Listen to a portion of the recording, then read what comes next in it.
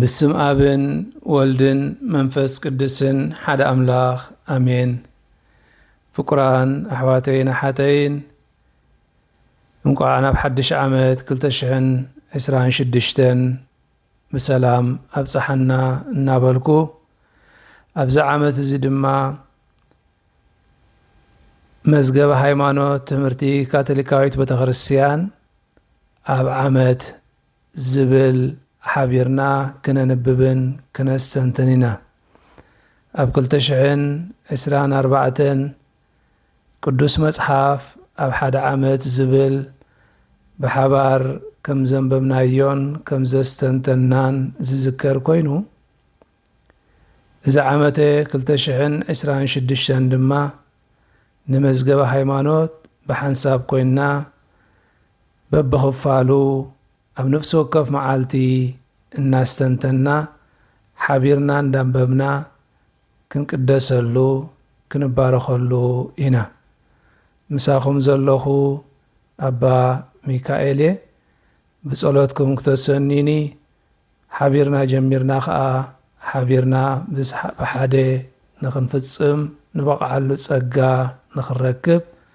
أب صلوتكم كذكرني إلا بو لومين بقار مزقب هايمانوت كاب قصر حاده كساب عسرته كنا نببينا مقدم او أبو نأخا بحتخا أملاخ زخون كان نتنسخا زلاكايو إيسوس كريستوس مفلات حيوز العالم يو كلهم سبات كدحنون نافلتت حقي خبصحون ناكزي أبهير مدحانينا دلاي إيو نحنا دك سبات كندحنا اللون نخيل بزيكا اسم يسوس أبتعد السماي كالاسم أيتوهبنان حيوسب نكزي أبهير مفلاتن مفكارن إيو قصر حاده اتموداتا زي بلو فتصمن برؤسو بصعن زخونه እግዚአብሔር بحياونتو ጥራሕ ተደሪኹ بزገበሮ መደብ ኣብ ህይወት ብጽዕንኡ ንኽሳተፍ ኢሉ ብናጻ ድላዩ ንሰብ ፈጠሮ በዚ ምኽንያት እዚ እግዚአብሔር ኣብ ዝኾነ ግዜን ቦታን ወትሩ ኣብ ጎኒ ወዲ ሰብ ይርከብ ንኸናድዮን كفولتون بخلو حيلو مئنت خفقرون إلو خاء نسابي صوعو بحاتيات نستباتاتون وخلوم سبات دما أبناء بيت خريستيان سدرا بيتا وحد النتي إكبوم نزبون بودو يفتسمو قزيو مساخلي مدحانينا قبيرو لأخو كلهم سبات باون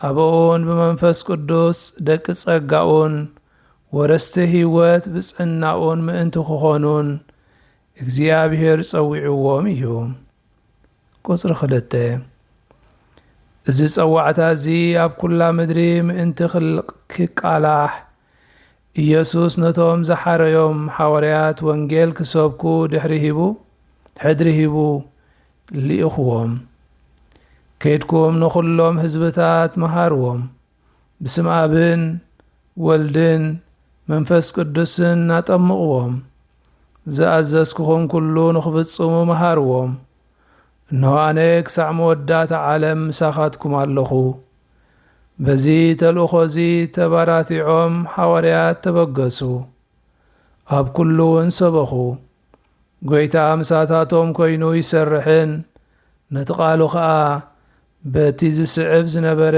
ተኣምራት የጽንዖን ነበረን ቁጽሪ 3 እቶም ንጸዋዕታ ክርስቶስ ሰሚዖም በኃይለ ኣምላኽ ዝመለሽሉ ነቲ ጽቡቕ ዜና ብግዚኦም ከበስሩ ብፍቕሪ ተደሪኾም እዮም ሐዋርያት ዝተቐበልዎ መዝገብ ብተኸተልቶም ብጥንቃቄ ተሓልዩ ብክርስቶስ ዝኣምኑ ዘበሉ ካብ ወለዶ ናብ ወለዶ ከመሓላልፍዎ ንእምነት ከበስሩ በዚ እምነት እዚ ኣብቲ ሓድነት ኣሕዋት ክነብሩ ኣብ ስርዓተ ኣምልኾን ጸሎትን ክዝክርዎን ተጸዊዖም ኣለዉ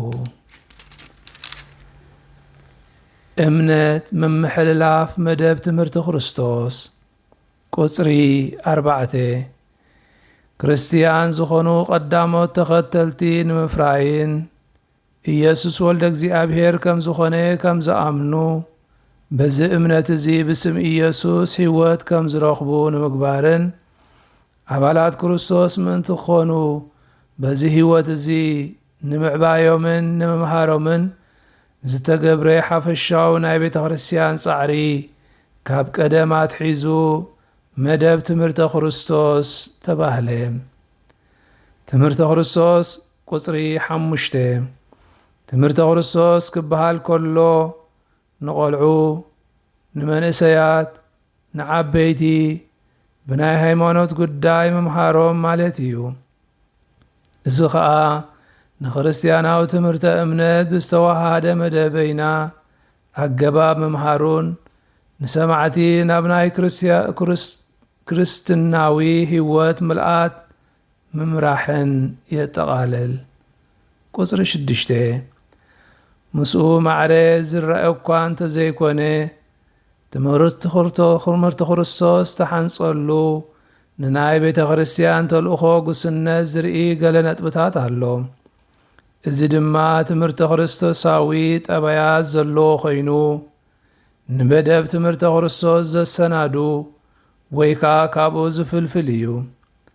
እዚ ትፈለማ ብስራት ወንጌል ወይ ከዓ እምነት ዘፈልፍል ስብከት መሰረት እምነት ንምርዳእ ዝግበር ምርምር ተመክሮ ሕይወት ክርስትና ምዝውታር ምስጢራት ናይ ማሕበር ክርስትና ኣባልነት ሐዋርያውን ተልእኾኣውን ምስክርነት እዩ። ቁጽሪ 7 መደብ ትምህርተ ክርስቶስ ምስ መላእ ሕይወት ቤተ ክርስቲያን ኣጸቢቑ ዝተኣሳሰረ እዩ።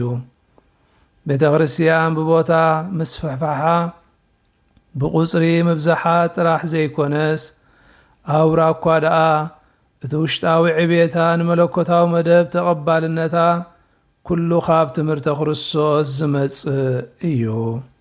ቁጽሪ 8 ቤተ ክርስቲያን ዝተሓደሰትሉ እዋናት እቲ ጽዑቕን ጽቡቕን መደብ ትምህርተ ክርስቶስ ተኻየደሉ እዋናት እዩ። ከመይ ኣብቲ በዓል ጥዑም ዝኽሪ ዝኾነ ዘበነ ኣበው ገሊኦም ቅዱሳን ኣቡናት ኣብ ሐዋርያዊ ተልእኾም ብዙሕ ግዜ ኣብ መደብ ትምህርቲ ክርስቶስ የሕልፍዎ ነበሩ። እዚ ግዜ እዚ ድማ ቅዱስ ቄርሎስ ዘኢየሩሳሌም፣ ቅዱስ ዮሐንስ አፈወርቅ፣ ቅዱስ አምብሮዚዮስ፣ ቅዱስ አገስጢኖስ ካልኦት ብዙሓት ኣበውን ዝነበሩሉ እዋን እዩ። እቲ ናይ ትምህርተ ክርስቶስ ጽሑፋቶም ዘደንቕ ኣብነት እዩ። ቁጽሪ 9 ኣገልግሎት ትምህርተ ክርስቶስ ካብ ጉባኤታት ብዝወሃብ መምርሒታት ሓድሽ ሓይሊ ይረክብ። ጉባኤ ትረንቶስ ካብዚ ክጥቀስ ዝግብኦ ኣብነት እዩ። እዚ ጉባኤ እዚ ኣብቲ ስርዓታቱን ድንጋጌታቱን ንመደብ ትምህርተ ክርስቶስ ቀዳምነት ይህብ። ሮማዊ ትምህርተ ክርስቲያን ብዝብል ኣርእስቲ ንዝተሰናደወ መሰረቱ እዩ። ብስምቲ ጉባኤ ጽዋዕ እውን ክኸውን ከም መጠን ጽማዕ ክርስቲያናዊ ትምህርቲ ብሓቂ ዋጽእ ዝኾነ ድርሰት እዩ። ኣብ ቤተ ክርስቲያን ብፍሉይ ዝፍለጥ ዝተዋሃደ መደብ ትምህርቲ ክርስቶስ ዝተንቀሳቐሰ ሳላ ጉባኤ ትረንቶስ እዩ። ከምኡውን ሳላቲ ምስጉን ዝኾነ ስራሓት ገሊኣቶም ቅዱሳን ኣቡናትን መምህራንን ስነ መለኮትን ብፍላይ ሳላ ስራሓት ቅዱስ ጴጥሮስ ካኒስዮስ፣ ቅዱስ ካርሎስ ቦሮሚዮስ፣ ቅዱስ ቱሪቢዮስ በዓል መንግሮቪዮ፣ ቅዱስ ሮበርቶስ በላርሚኑስ ብዙሕ መጽሓፍቲ ትምህርተ ክርስቲያን ክሰናዶን ክሕተምን ተረኺቡ። ቁጽሪ 10 ስለዚ ርእሰ ሊቃነ ጳጳሳት ጳውሎስ ሻዱሻይ ናይ ዘመኑ ዓብይ መጽሓፍ ትምህርተ ክርስቲያን ክብሉ ሰመይዎ ኣጽባሕ ጉባኤ ቫቲካን ካልኣይ መደብ ትምህርተ ክርስቶስ ኣብ ቤተ ክርስቲያን ፍሉይ ኣቓልቦ እንተረኸበ ዘገርም ኣይኮነን። ጠቕላሊ መምርሒ መደብ ትምህርተ ክርስቶስ 1971 ብስብከተ ወንጌል ዝተዘተየ ናይ ኣቡናት ሲኖዶስ ኣኼባታት ኣብ 1974 ብዛዕባ መደብ ትምህርቲ ክርስቶስ ተገብረ ሲኖዶስ 1977 ሃዋርያዊ ምሕፅንታ ወንጌል ብምብሳር ኣብ 1975 ከምኡ ድማ መደብ ትምህርቲ ክርስቶስ ምምሕልላፍ ኣብ 1979 ዝኣመሰሉ ሰነዳት ከም መመሳኸሪ ክቐርብ ይኽእል። እቲ ብ1985 ዝተጋብአ ፍሉይ ሲኖዶስ ኣቡናት ንመላእ ካቶሊካዊ ትምህርቲ እምነት ማለት ንእምነትን ሞራልን ዝርኢ መጽሓፍ ክሰናዶ ሓቲቱ ነይሩ። ብፁዕ ወቅዱስ ርእሰ ሊቃነ ጳጳሳት ዮሐንስ ጳውሎስ ዳግማዊ ድማ ነዚ ናይ ሲኖዶስ ድልየት ናቶም ገቢሮም እዚ ሃረርታ እዚ ምስቲ ናይ ኩላዊት ቤተ ክርስቲያን ኮነ ናይተን ፍሉያት ኣብያተ ክርስቲያናት ግድነት ዝሳነ እዩ ክብሉ ድሕሪ ተኣሚኖም ነዚ ናይ ኣቡናት ሲኖዶስ ድልየት ንምፍጻም ንኣኡ ዘድሊ ዘበለ ኩሉ ከንቀሳቕሱ ተረኽቡ። ኣሕዋተይን ኣሓተይን ናይ ሎሚ ንባብና ኣብዚ ወዲእና ኣሎና። እግዚኣብሔር ነዚ ንፍልሞ ዘለና ዓመት ብጸጋ ብተስፋ ብእምነት ብትብዓት ንፍጽመሉ ንዝጀመርናዮ ከዓ ኣብ መፈጸምትኡን ነብጽሓሉ ሓይልን ጥበብን ይዓድለና። ስብሃት ንኣብን ንወልድን ንመንፈስ ቅዱስን ይኹን ጥንቲ ከም ዝነበረ ሕጂ ከዓ ንወትሩ ንዘለዓለም ዓለም ኣሜን። በስመ አብ ወወልድ መንፈስ ቅዱስ ሓደ አምላኽ አሜን። ቀዳማይ መዓልቲ